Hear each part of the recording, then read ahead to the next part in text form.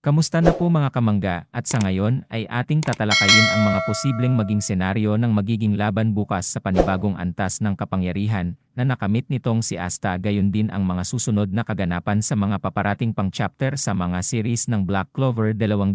nga kasi nasubaybayan ang paglago ng abilidad mayroon itong si Asta mula sa pagiging isang individual na walang anumang may ang tinataglay subalit dahil nga sa kanya ng kakaibang determinasyon at disiplinang tinataglay ay kanyang napatunayan sa lahat na karapat-dapat siyang maging isang magic na ito, gayon din ang umani ng respeto mula sa mga individual na lubos niyang hinahangaan. Sa tulong nga po ito ng anti-magic na tinataglay ng partner niyang si Liebe, masasabi nga natin sa ngayon na kung ilaranggo natin ang bawat karakter sa Black Clover ay kasalukuyang di natin maipagkakaila na nabibilang na talaga itong si Asta sa top 3 sa pinakamalakas ayon sa kwento. Kayo nga po ang bahala kung saan nyo sa palagay siya na ilalagay. Tuwing nating nakikita ang paglago ng kasanayan at kaalaman mayroon itong si Asta pagdating sa espesyal na katangian ng anti-magic sa nagdaang chapter 367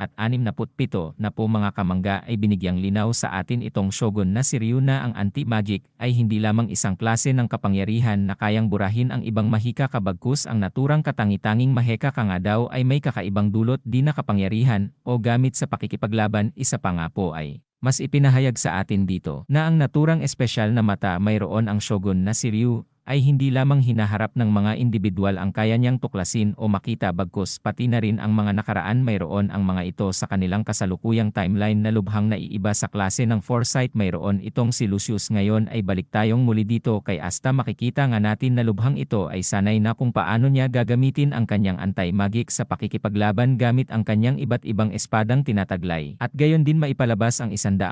ng abilidad mayroon ang mga ito. Mapupuna nga po yun sa nagdaang laban nila nitong si Damnacho, sapagkat sa halip ng kanyang Demon Slasher, katana ang kanyang gamitin na alam nating pinakamalakas niyang sandata hanggang sa kasalukuyan, katulad nung nilabanan niya itong sina Sister Lily sa Land of the Sun, at ang mismong sandata ng kasabay na pumaslang din sa Five-Headed Dragon, ngunit hindi niya ginamit iyon. At mas pinili pa nga ito ng espada niyang Demon Destroyer sa naturang senaryo ay marahil mapapaisip na nga na bakit di niya kaagad ginamit ang naturang sandata o mas madali lamang niyang matatalo ito ng naturang paladin gamit iyon. Ngunit dito ay at hindi makikita na ang kaibahan ng kaparaanan at kasanayan itong si Asta sa pakikipaglaban dahil nga alam din niyang susubukan talaga nitong si Damnacho na pahinain ang maheka ng lahat ng naroroon gamit ang kanyang magic skill at isa pa nga ang atmosfera magic kung kaya't pinakamainam na counter dito ay itong espadang Demon Destroyer sapagkat natural ng attribute nito ang pagpapawalang bisa ng lahat ng mga at aking isasagawa ng kanyang mga kalaban buhat sa binabalak nito ang buong paligid ng espesyal na abilidad mayroon ang anti-magic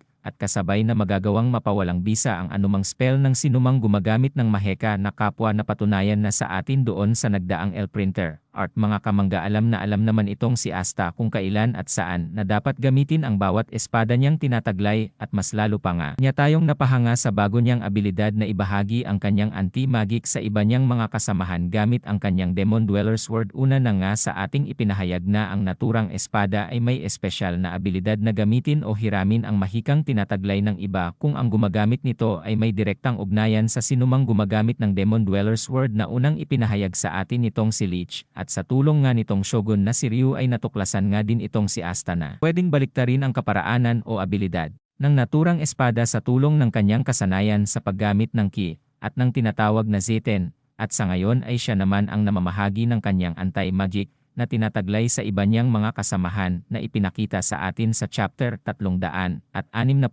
Marami nga ang nagsasabi sa atin na lupa ito maihahalin tulad sa abilidad ni Naruto nung kanyang ibinahagi din ang kanyang chakra noong nakipaglaban sila sa Ten Tails, at ang bagay na yon ay hindi na natin talagang maiiwasang maikumpara sa isa't isa. Subalit sa naturang senaryo ay isang napakalaking katanungan nga dito ay kung papaano gagana at ano ang magiging epekto nito sa mga taong mabibigyan ng kapangyarihan ng anti-magic ni na Asta at Liebe, sapagkat atin kasi mapupuna ang kapangyarihan ng anti-magic ay ating matatandaan ng pangunahing abilidad nito ay ang kawalan ng bisa. Ang mahal ka ng iba gayon din ang maibahagi ito sa mga bagay-bagay na walang buhay, ngunit sa ngayon ay ipinakita na gagawa din itong maging parte ng mahal ka ng iba at maibahagi ito sa ibang tao. Teorya ko nga lamang din na posibleng sa proseso ng pamamahagi niya ng kanyang atay magic sa iba ay kasabay na doon din nagagawa ng makakuha o mag-absorb ang naturang espada ng bahagi ng mga personal na mahekang tinataglay ng bawat individual na pagkakalooban niya kapalit ng kanyang anti-magic, katulad dito sa mga miyembro ng Black Bulls na kasalukuyang Dark Bulls na nga mga kamangga. Posibleng sa ngayon ay magagamit na rin itong si Asta ang lahat ng klase ng maheka mayroon ang kanyang mga kasamahan kapalit ng sa kanya kung mapupuno din kasi natin mga kamangga na talaga ang totoo. Ito mga katagang sinabi nila na sila ang pinakamalakas sapagkat isipin pa nga lamang natin na ang kanilang mga maheka,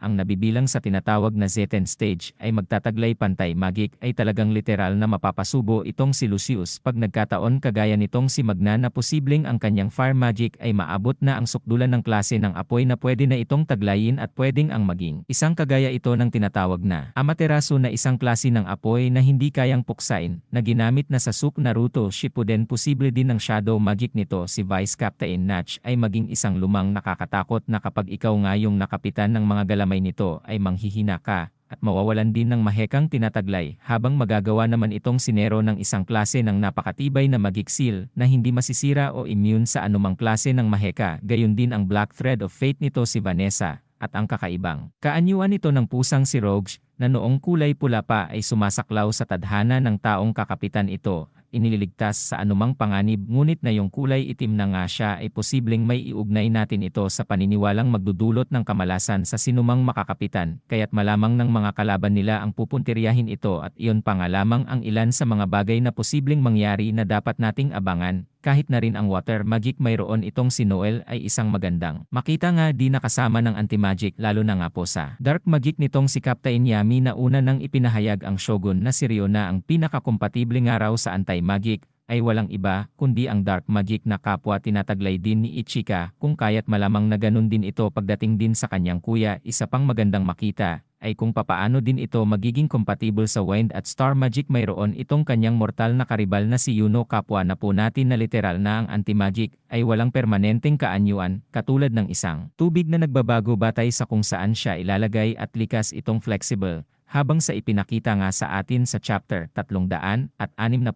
na pwede talagang maging isang factor din ang emosyon ng individual upang magmanifesto ang anti-magic at maging kabahagi ng maheka kanilang tinataglay. Gayon din posibleng sa tulong ang kapangyarihan ay tuluyang nagiging kaisa ng bawat member ng Black Balls na Dark Balls nga sa ngayon ang kanilang bawat grimoire na tinataglay at likas na magiging parte ng kanilang pag-atake. Ang anti-magic nitong si Asta sapagkat kapansin-pansin nga po na buhat ng gumaling ang mga ito ay wala nang lumabas na anumang grimoire sa kanila habang naka-activate ang kani-kanilang mga pagsariling maheka na tuluyang binabalot na nga po ng anti-magic. Posibleng ang pinakabisa ng anti-magic na kanilang nakuha ay ang maging tuluyang parte ng kanilang katawan ang kanilang mag-grimoire at magmanifesto bilang kanilang bagong kaanyo. Ang tinataglay isang katanungan pa nga para sa atin ay kung meron nga ba itong time limit sa paggamit ng maheka ipinahiram sa kanila nitong si Asta. At hanggang saan ang hangganan ng bisa nito? Malamang kasi nga ang grupo talaga Black Bulls ang magiging katapat ng bawat paladin at flows itong si Lucius na kasalukuyang naroroon sa Clover Kingdom, pero isang nga lamang din po natitiyak ko na yari talaga iyang mga clothes na yan sa Mirror Magic. Mayroon itong si Gouch pag nagkataon, kaya abangan na lamang po natin mga kamangga ang mga posibleng mga susunod na tagpo o pangyayari sa kwento ng Black Clover. Pero bago pa tuluyang wakasan ang maiksing prediction video na ito ay nais ko munang magpasalamat sa lahat ng ating mga kamangga na patuloy na tumutugon sa pagsuporta ng atin, gayon din sa ilan nating mga masugid na taga-subaybay dito sa YouTube. Muli po maraming salamat sa inyong patuloy na pagsuporta mga kamangga. Hanggang sa muli.